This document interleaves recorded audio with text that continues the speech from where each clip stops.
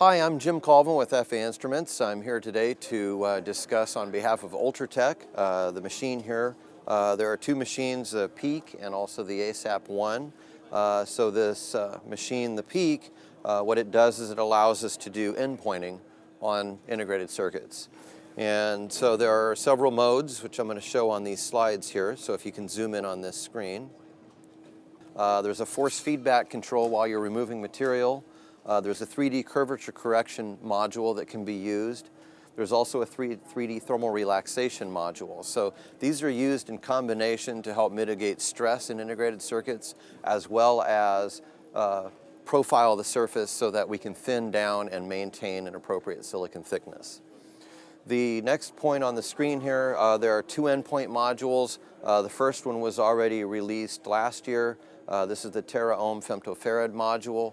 The second module is the parametric endpoint characterization, which is called Peak. So this is new coming out for 2014. So the way this setup works on the screen here, there's a tip which interacts with the sample. In this case, we're using the first endpoint module, so we're looking for very subtle contacts on a device. So as we thin down, we're looking for reaching certain layers.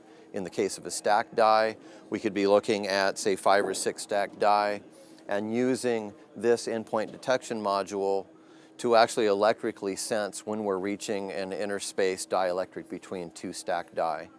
And coupled with the thermal and the curvature module, we're allowed to control all of those parameters to end and successfully stop on each individual die for delayering purposes. Now, it can not only do package, it can also do on a board. So this is a PCI card that's actually mounted on the fixture, and then the sensor tip is monitoring the chip while we're removing material.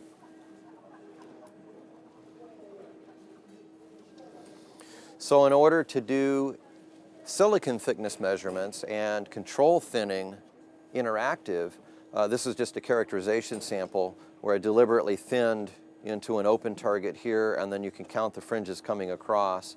So the X spacing is 1,000 microns across.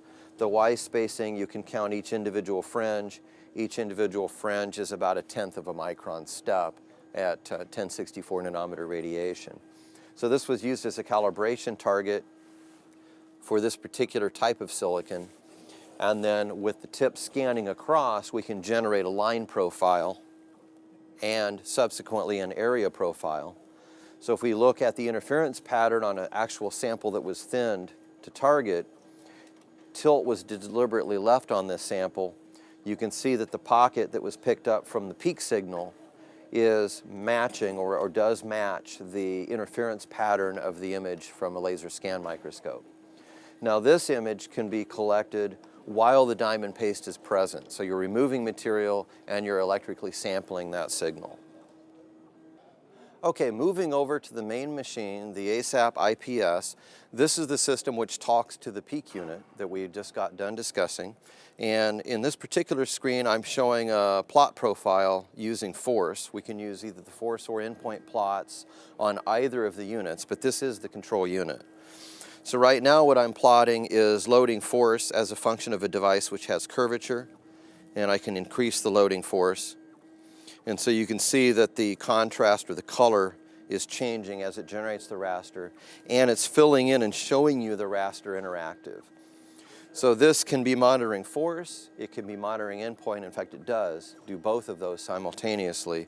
So you have a graphical view, or actually a pictorial view, of the scan while the machine is working on the material, while it's thinning or mapping. Then in other screens, we can go to the main run process screen, which will also show the loading force as I increase.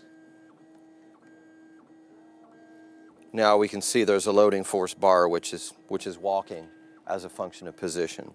So in multiple screens you can track, you can set timers, you can control temperatures. So in this screen I can set my temperatures for the chuck to reduce the curvature on an IC. And then we can also set curvature profiles through this screen So this screen has all of our profile parameters. We can do independent X curve, Y curve, X tilt, Y tilt, both mechanical and numeric through the machine. So in conclusion, these two machines work together. The ASAP IPS is the control unit, and the peak is the characterization unit, which is controlled by the main unit. The peak allows us to do parametric characterization. There's a curve tracer screen that we showed earlier on the peak. And so these two machines together allow us to thin materials, endpoint on differential materials, both from a resistive standpoint, low impedance as well as high impedance, and to look at characterization forward and reverse bias curves, interactive on silicon, to control endpointing within a micron.